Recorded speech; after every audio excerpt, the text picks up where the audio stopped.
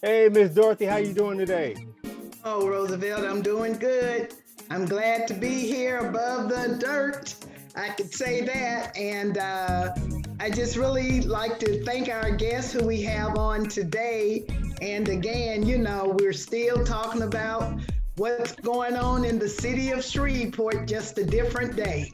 Oh yeah, oh yeah. We like I tell the kids at my job, if you don't complain and come up with a solution, then it never change. It would never change. So you got to complain and you got to have a solution ready for them. So I'm gonna go ahead and introduce our guest today. First, I'm gonna start with Miss Rose Wilson McCulloch, the former city councilwoman of District A and also the cattle commissioner of District 2, our dearly representative that is still out here serving the community outside of the political realm, but I know she's out there working the community and helping people out every day.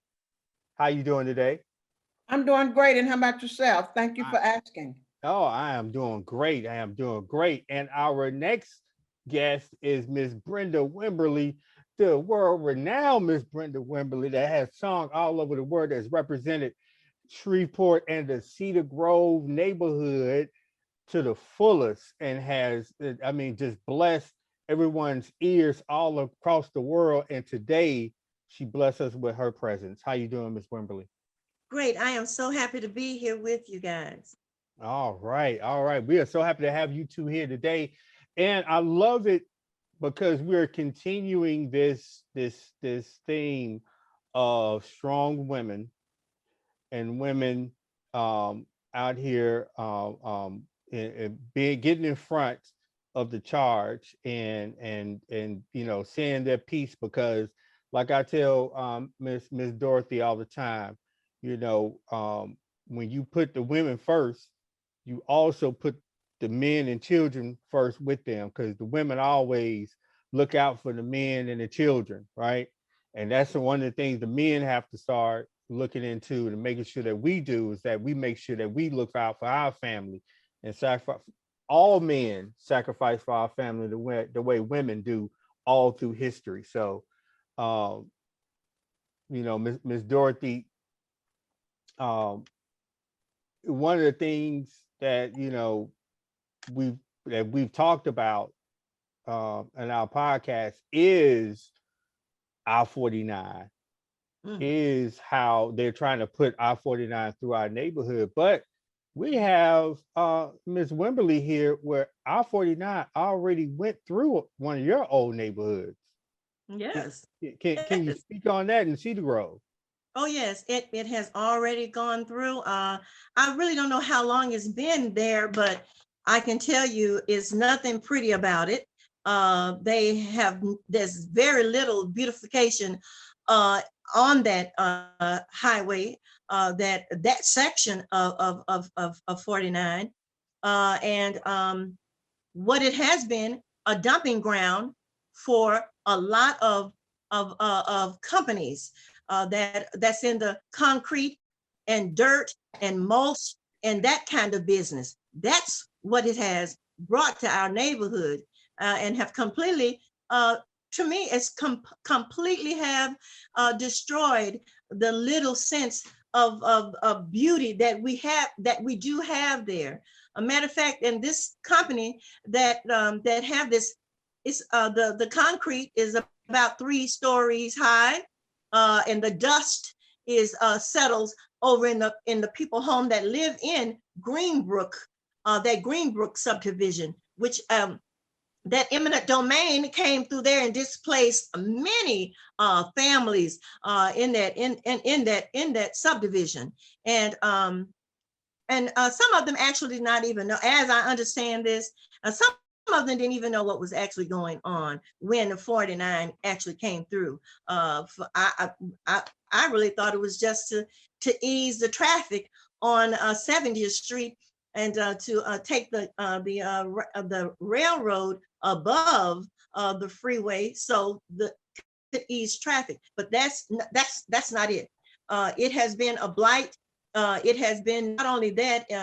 It is deterrent for a lot of people for dumping. I mean, dumping of everything, even animals, even dead animals, dead horses, all kinds of trash, all kinds of and these tire companies that have sprung up all over our neighborhoods.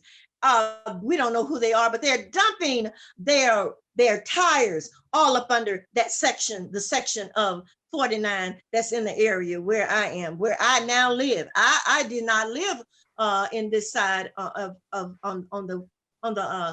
the west side of Line Avenue, but I now do, and I see firsthand of what's happening, of how they have totally forgotten this section of this freeway.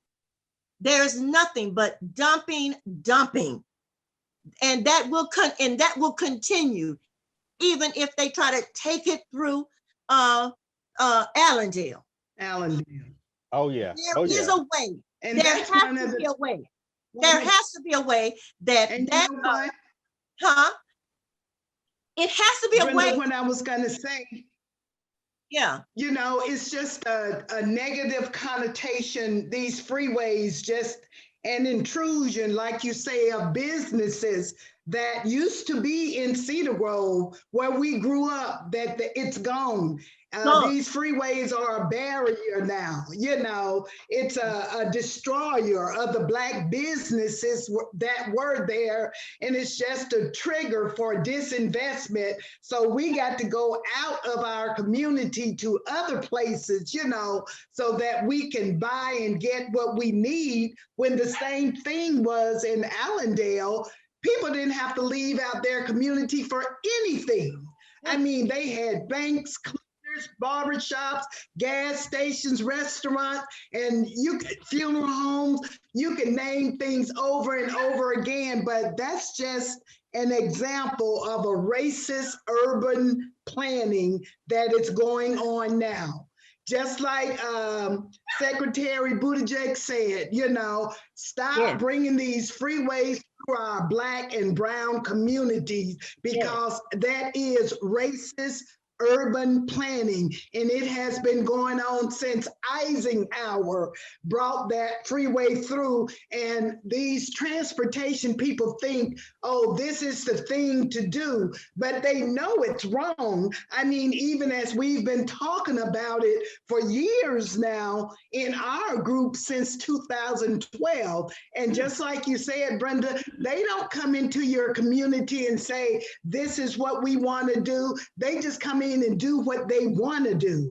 But the thing about it, in Allendale, they got stopped. And you know what? I don't have a problem calling names, just like Roy Burrell keeps saying, you know, we want a challenge and we're shovel ready. You've been shovel ready, but you're asking for a challenge. We are the challenge, because if we weren't, you would have already laid the shovel to the gravel, but you can't, because we're fighting this, and we're going to continue to fight. And I know all of us on here are Christian. You know what? I fight the good fight of faith. I continue to do what needs to be done.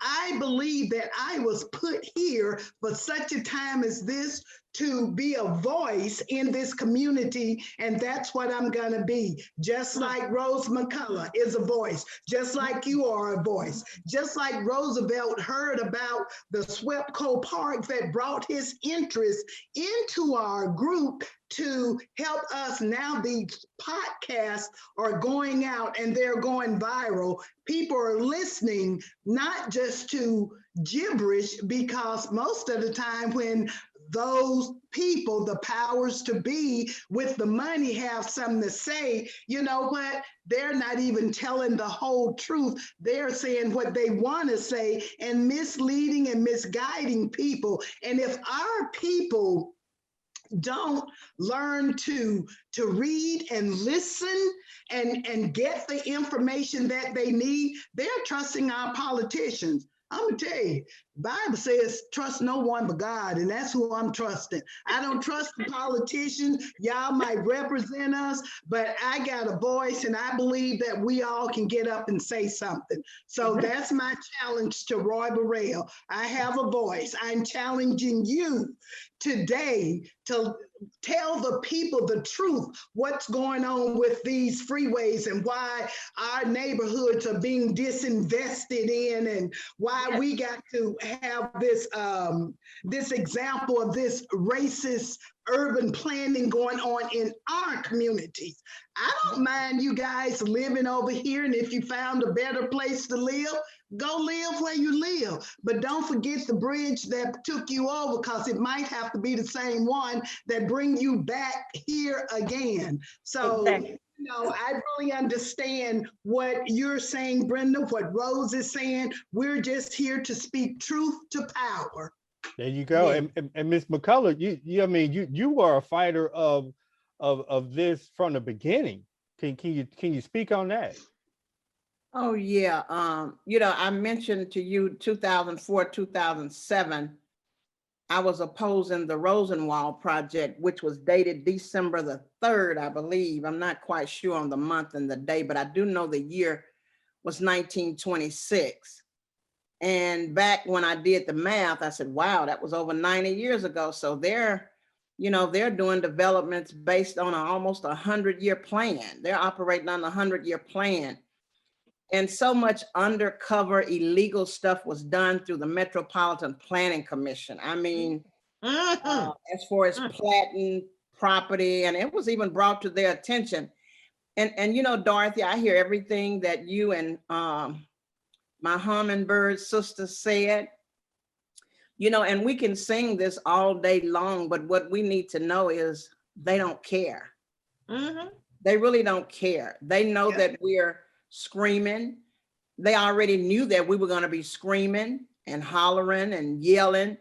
But the bottom line is, as I explained to you, you know, when I did the research, you know, Rosenwald was 100 and some year old plan. Why? Because when I was fighting the leases and found out at the national level, I mean, I took it from here to Washington, D.C. You know, it was nothing wrong with bringing in some leases, but they brought over 90% of the leases in the state of Louisiana to one community. And the reason for that is because of the plan that Shreveport had for people of color. Oh, I love that. What is the plan? What was the plan, Miss McCulloch? Okay, there is a cycle whereby I was informed, you know, if we move in, they move out. You know, if we move out, they move in. Yes. So be mindful that cycle has come again. They're moving in downtown. And they want us all over here. The reason why over 90% came to the city of Shreveport in District A, the largest Black community in the United States of America, because it had land. Even one of the representatives, oh, you all are rich in land. Well, wow, are we only rich enough for lease to buys? But the plan was to bring all of us, the people of color, together, because they had plans for downtown. We want to move in, and we got to get you all out. You know, and so my thing is, what we're yelling and screaming about, they don't care.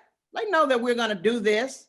But I like when you asked me, Bryant, about change. Yes, there has to be change because nothing stays the same. And I know they don't like for us to put religion and government together, but I pray.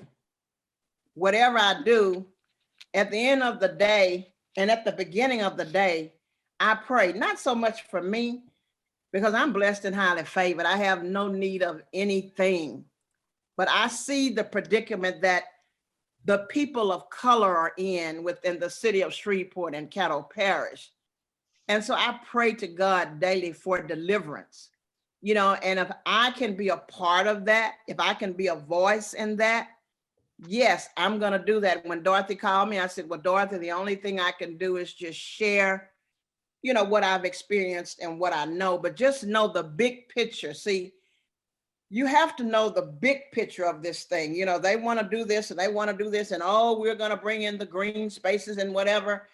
The green spaces are not so much for us. It's because they're moving us out into the Cooper Road area, and they're moving downtown in their lofts and their new bicycle routes and bicycle routes, and they have separated themselves from us. So you all just get on over there on the Cooper Road and Queensboro, Lakeside, Allendale, and you all fight and kill up each other. Well, it's okay. We don't want you up here by us. That's the big picture. So yeah, unless we change, and first of all, we have to change among ourselves. yes, You all hear me? Because I keep getting a screen. yes, Yes, Okay. yes, we can hear you. But unless change starts with us, and we've sung this song before too. Change has to first start with us. For instance, if you know that I'm good for the people, and for you to go out and get somebody else that's gonna work in accordance with the 100-year master plan, you get me out of the way and bring them in so that your plan can be carried through. And again, I'm not referencing every elected officials, because I do feel, and my daddy, Hershey D. Wilson, was one of them. We do have some elected officials that are elected by the people and for the people that are operating in the best interest of the people. But it's very uncommon right now, because I see the same pattern occurring. You don't want people that are going to come in and actually operate in the best interest of the people. The Renaissance, when they moved the people out of Allendale, the Renaissance wasn't supposed to come in. And like I told you, Bryant, I only carried the baton because the Renaissance had been put on the agenda prior to me becoming an elected official on the city council. But when the item came up on the agenda, I just picked up the baton and I carried it. Of course, I had some Republicans that tried to get in my business in Allendale, and I had to say, hey, look, I can handle this. I don't need you all trying to handle my business as a city councilman. You have your own district, but you actually had councilmen sitting on the city council ignoring me as the representative, trying to carry out business in my district. So, we just, as a people, I know we've got to work closer together, and we've got to stop fighting each other, and we've got to start supporting each other more. Right. But we just got to know, if you do the research, the I-49 project, that's been in place over decades ago. I was in politics 16 years. Well, that's only about a decade going on too, but I'm saying it's referenced as decades ago. Why? I was able to tell you, I looked at the 1997 master plan, and I saw that over 90% of the home ownership was in the MLK area, 97% in the city of Shreveport. But when I was looking at the design that they had for Rosenwald, which was a 100-year plan, oh, thank you. They referenced the living developments. You know what they referenced them as? You know what they were called? If you look at the 1997 Shreveport master plan, the housing, they referenced them as cottages, COTDAGES. So until we start to connect and support each other against the old 100-year master plans and decades of plans that they have in store for our low income and people of color communities, there is not going to be any change. I had a godfather used to say, same thing, no change. He was military, and it's going to be same thing, no change, because we're going to get the same thing over and over again. And as I said before, they don't care about us ranting and raging. They're probably, when they hear about this, they're going to laugh. So, okay, they're making noise, let them. But guess what? They still have who they need to carry the plan through. And doing a little research after I talked to you, Dorothy, Mhm. The expectancy date of approval for this 49 project is late 2021, early 2022. But there is a bill that has been passed already, Bill 578, to fund certain areas, of what's going on now. So, it's going to be so important that we work with the state reps and, all of the elected officials that are in place to let them know, really what this is the big picture. Don't make it appear as if though you're doing something nice for me. Because it's not. Don't expect me to get excited because I no longer have an A&P grocery. Now we're going to give you a dollar store here and a general store here, and it's Yes. trashy on the outside. Yes. Yes. Don't expect me to get excited. Give us So, a grocery Rose, store, give us a post office. let me ask you this then, Rose. What do you think? Do you believe? I just want your opinion on this. Do you think that the freeway that they're proposing to come through here, because they haven't even did the ROD yet, the record of decision, which won't come until around February of 2022, because they within the next 5 years. Mm-hmm. So do you think that the freeway is a smoke screen because of what they're doing downtown to get us out of here? Definitely so. To bring in gentrification, or Yeah. do you really think it's the freeway? No, it's gentrification. It's to get us out. Yes. The cycle has changed. Yes. Remember, when we move in, they move out. Absolutely. When we move out, they move in. Yes. So we are part of that cycle now. Yes. So in order for us to get in, we need to get some folk in place that's going to vote yes. Simply, that's going to say, yes, it's okay. Or that's going to take a few pennies under the table and say, oh, okay, yeah, I'll go. You got my vote. Yeah. So that's what we've got to get rid of. Right. And that's why, for me, just living somewhere else and living in a Black historic community in Portland, Oregon, and seeing how gentrification set in. I mean, it was almost, if I could say, sneaky the way they came in. Yes. But to know it and how it's coming in, and when I moved here, and this story going on about the freeway, even in our meetings as early as 2012, I was talking just a little. I mentioned the name gentrification, but I don't believe that the people was really hearing me or understanding. So I just left it alone. But for me, I said, okay, this is a smokescreen, this freeway, to just start moving us out, redlining us, rezoning us, so that our homes can become dilapidated as well, to get us out. Because like I say, when I came here and I seen that convention center, that hotel built next to it, this is just Dorothy and how she was thinking. I said, they didn't build that for us. I said, bike trails. Bike trails, right. So this is what I seen living in Portland, Oregon, how they got these Black people out. They came in, reclaimed that land, and I'm telling you, the homes over there are so expensive, you can't even afford to go in and buy one. And as a matter of fact, my mother and my stepfather, they offered them $600,000 for their home. And as our generation, as they die out, just like our generations, they come in, these kids see money, it's like, okay, we sell out. But now it's like, they want to come back in. That's why I'm trying to let the people over here know, don't sell your home. Don't sell out. I said, No. because once you sell out, I said, you'll never be able to pay enough to get back in here. And the thing about gentrification coming in, it's they're gonna clean it up, build it up, put walking trails, biking trails. They're already building up things now. They They're got gonna have businesses, yes, all kinds of businesses.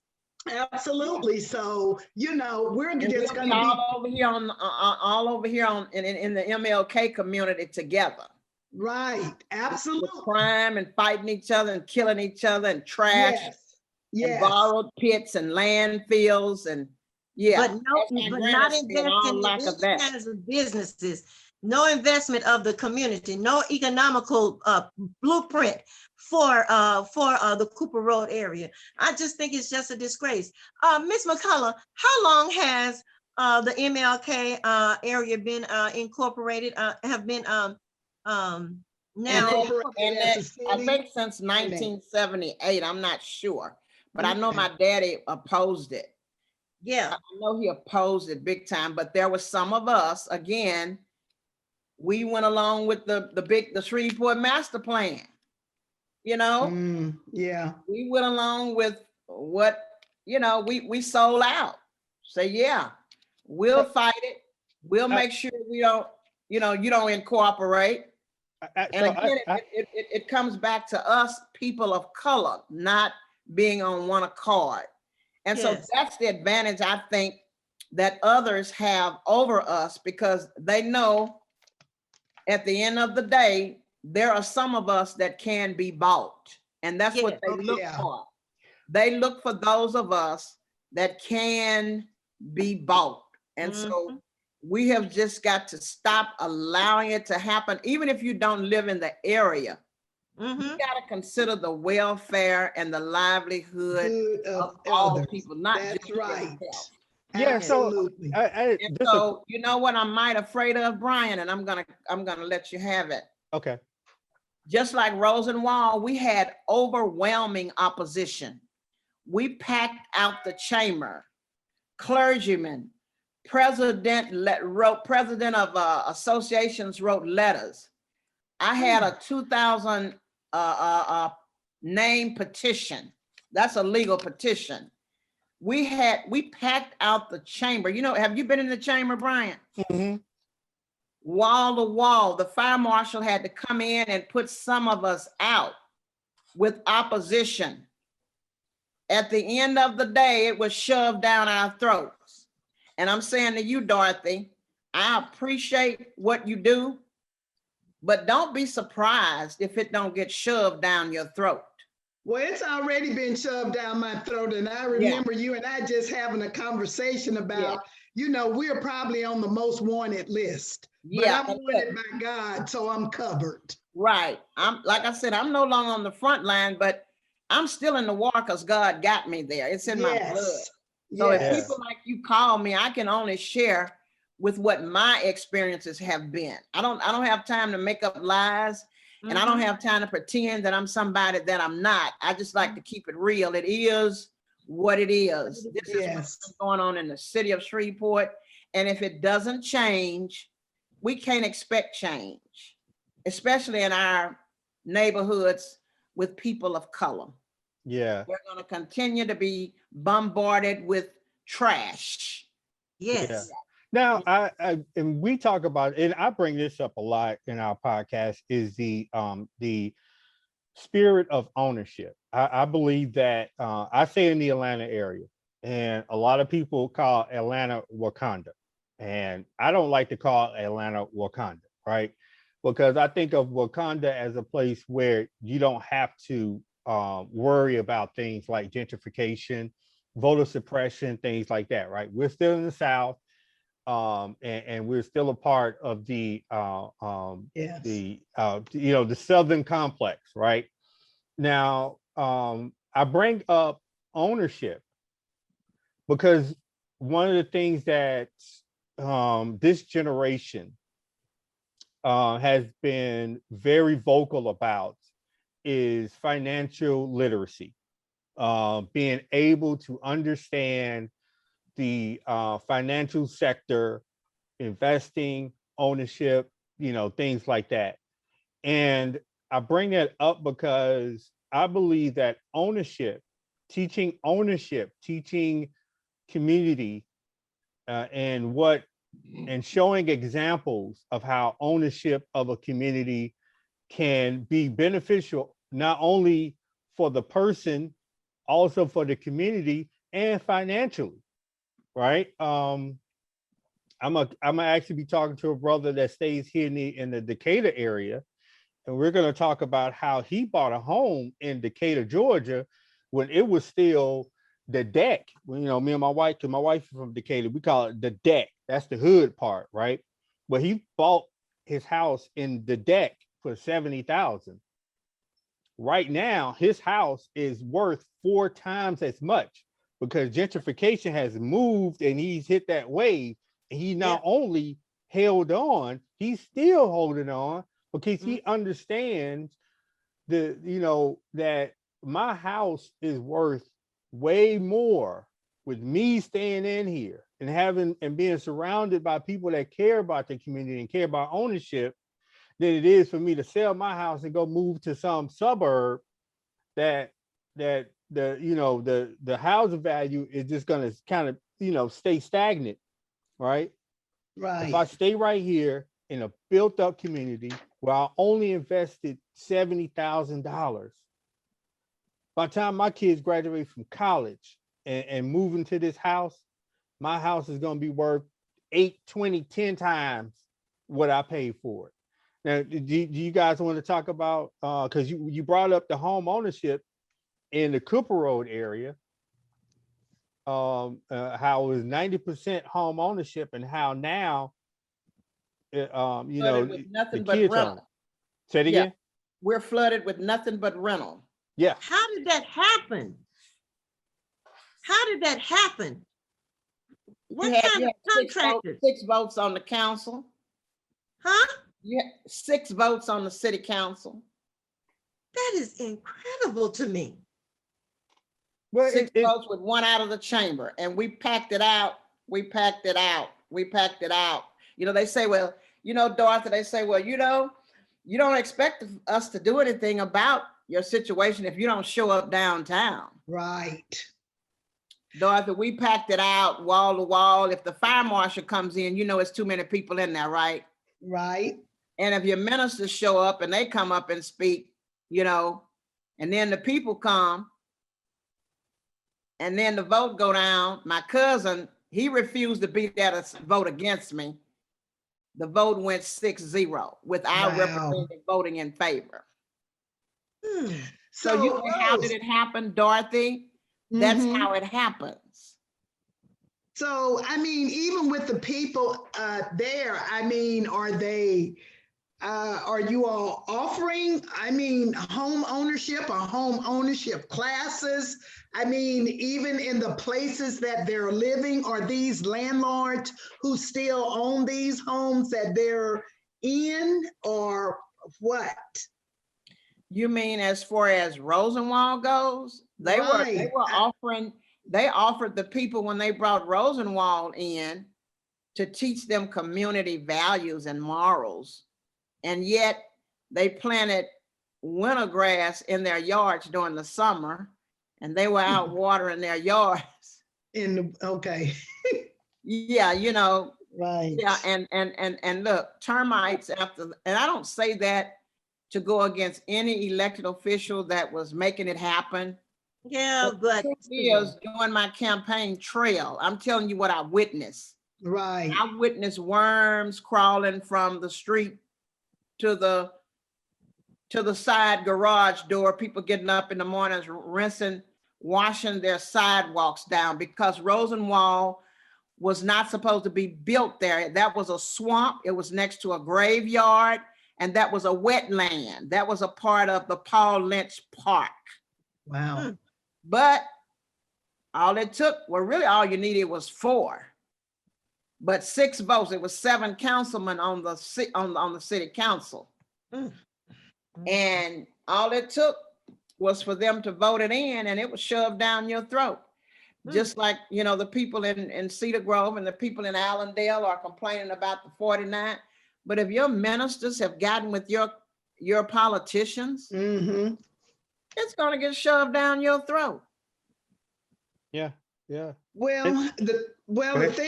the thing about it, you know, I know one time you and I were talking about when they moved the people out of Jackson Heights. We're gonna bring you back. That's what Huh? they said. We're gonna bring you back. They had that say, and City of Shreveport said, we're gonna bring you back. Right. Yeah. So what Yes. happened with that? I mean, why not? I mean, I wasn't here. I'm just trying to really get an understanding. And why, even if they didn't bring them back, I mean, I'm just trying to figure out why wasn't home ownership offered to them to whatever communities they went to? You know, you think you would have some I type of, told you what was offered to them, Dorothy. What was offered to them Lease to was buy. 5-year lease to buys. You get a okay. you got to rent it for 5 years in order to even start buying it. Now, I hope, Dorothy, you're not in there leasing it and you Oh, home no, no, no, no, no, your no, door no, and your no. children there, because guess what? If they want it, they got to start all back over. No, we're, no, that's, So we're putting you all out in Allendale because we want to move in Allendale. So we're going to tear down Jackson Heights and tell you a lie, we're going to bring you back.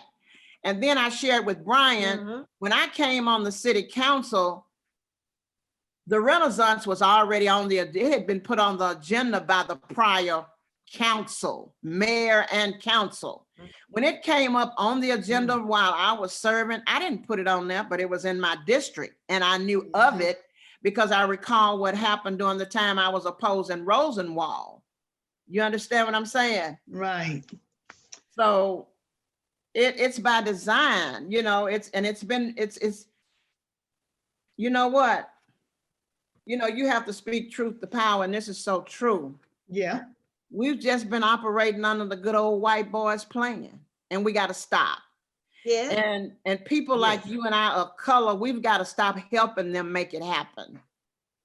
Because that's Right. what we have done. So, but I'm just looking at even the ones who are helping them now make it happen. Of course, they are only doing it, I'm thinking, because they're going to get something out of it. How much? Already gotten something. Okay, well, even as they've already got something out of it, you know, they're still in it. You know what I'm saying? It's just. It's almost like when you join the gangs, you can't get in and get out. Okay. And you know, Wow. I know that they brought up you know, one of the things that we see, Shreveport is always 10 years behind, right? And That's most all, mid-sized just cities 10? are. Yeah. 20. Yeah, Or maybe. most mid-sized cities are. Most mid-sized cities are behind the times of what major cities are doing. I mean, in a lot of aspects, right? But that's only because of a lot of the major cities are, you know, fast to adopt new ideas a lot of times. But the good thing about being 10 years behind or 20 years behind is that we can see the problems that arise. We can see the good things and the bad things and adjust it to where it helps us, right? So, like we see gentrification happening, we see the startup of gentrification in the Allendale area, right? Um, but you know, we also see how to stop it. And the reason I bring this up is not because of gentrification. We see cities taking down interstates, tear down interstates. We see cities that have fault interstates, and the reason why we have all of the information that we can use, that we know about, that we know that this interstate, this ICC is going to bring, right? We have all the information, all the historical data to work with, and we know it's a bad thing. But I heard Roy Burrell on the radio station say, when the person asked him, what about the racial implications and health implications that they have brought up historically happened in African American communities? he danced around that question so fast. He was like, well, I don't know what the information the secretary is getting. He's getting some information, but I don't know what it is. Mm. And it just We've got just to the stop that cycle. That's a yeah. cycle. It, That's a You- cycle. go ahead. That's a cycle. Some kind of deal have been cut. And it's just like I just said to Dorothy. It's like when you get in the gang, you can't just tell the guys, well, I don't want in it no more. I got to get out. Yeah, I'm pretty sure he notices it. Yeah, he knows. But He- you know, politics make strange bedfellows. Yeah, you And always so told me see it that as, one. you know, I had a cousin that got in the gangs, and he tried to get out, and they killed him. You know, you can't join the gangs, and then when stuff started happening, you say, well, I don't want to be a part of it anymore. No, you can't do Wow. it like that. They'll tell you, no, man, you're already in. So you just go on with the okey doke. And just think Oh. about this. Let me put this on your mind. You know, they tried to cover up what they were doing in Allendale, which what the politicians said it was a $44 million economic boost for the city of Shreveport. You know, because I Yep. brought in a 4-block concrete street and sidewalk named after my daddy, they used that to get me out of office with my own people. But it was not about Hersey D. Wilson Street Project. Hersey D. Wilson is 9 blocks. It was only 4. And it was near Lanier Middle School, which they took the alma mater from us. And now it has become an elementary school. But bless the Lord, the children still have sidewalks. MLK is concrete. And now you have the street over from MLK is concrete. And I was hoping we could get some more. You understand, model streets. But what they did to get me out of office was they used that against me with my people to not vote for me. Oh, Mhm. she got her daddy's street fixed. You know, and I'm asking you now, come up here and look at the streets. Is there a big difference? Yeah. You know, come look at the streets now. Look all over the city of Shreveport. Is it a big difference in the streets? Has it really changed? But Nope. if they don't want you, if they know that I was gonna come in there with the Renaissance, I came in there and I got phase 1 in, and the plan with the Shreveport Housing Authority was to bring in phase 2 and phase 3. That was gonna knock out that 44 million economic boost that they had politicked with NLCOG and the state of Louisiana. I mean, you know, and everybody else and the clergy. You know, they went to a lot of the ministers. So that's why that project just stopped. That's why that project stopped. The Renaissance stopped. The reason the project stopped is because they got rid of the elected official. Because the elected official that was in office, and I was a representative, Cedric Glover was, but now be mindful. It was already on the agenda prior to me getting elected. The only thing I did was pass the gavel, pass the baton. I'm sorry. Only thing I did was pass the baton, and I still got my butt kicked. You understand what I'm saying? Right. People of color like you and I put it in place. I got Right. elected. I said, okay, I see what they're trying to do to the people in Allendale because they done put them out of Jackson Heights, promised Right. to bring them back, you know? So yes, okay, I'm gonna pick this up. I had to get 2 of the other Republicans out of my business because they wanted to take care of business in my district in Allendale. Wow. So no, you're not gonna get phase 2 or phase 3. And I told Keith Hightower, if the truth be told, because that's all I'm about is the truth. I don't have time to make up lies and pretend. Right. I told Keith Hightower. I told Keith Hightower about it. He told me, well, that's the best plan that we could come up with. That's the best that we could do. You understand what I'm saying? So the big picture is the master plan, centuries, and that we can sit here all day and say, well, what about this and what about this?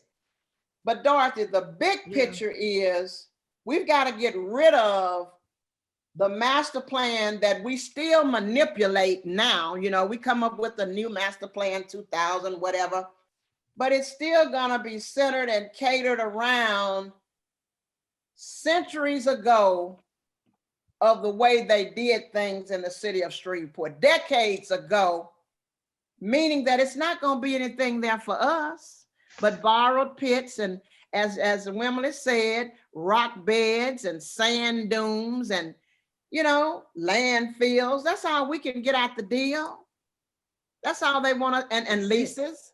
They don't want us to own. I heard my dad on a phone call, and I wasn't even into politics. I think I might have been a teenager or maybe a freshman in sophomore in college. I'm in the house and I could just hear daddy talking loud and yelling. And I heard my daddy from the back of the house, I was in the front, say, I don't know who he was talking to, but this stayed with me and it still does now as I listen to you, Bryant. He said, they don't ever intend for our children to own a home. Who the they was, I don't know. But I know my daddy used those words. He said, they don't ever intend for our children to own a home. So if we look at what has transpired, I know within the last 16 years I've been in politics, and looking at the old 100-year Rosenwald master plan, knowing that they're moving the folks out of Allendale to bring them all up here in the Cooper Road, Martin Luther King area. The old map, the plan is still going through because you got city councilmen, you got commissioners that's going to get there and go behind the curtain, and whatever collaboration and negotiation they do, at the end of the day, they're going to vote yes. Yes. Yeah.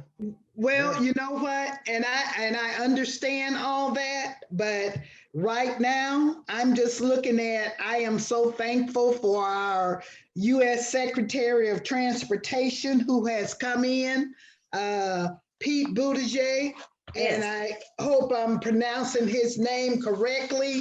And Brenda, I know you, I went back last night and watched him on The View, you know, but again, you know, President Biden's plan for this, and I'm thinking about New Orleans, where I met this woman who comes on to our meetings. Her name is Amy Stelly, and how President Biden's $20 billion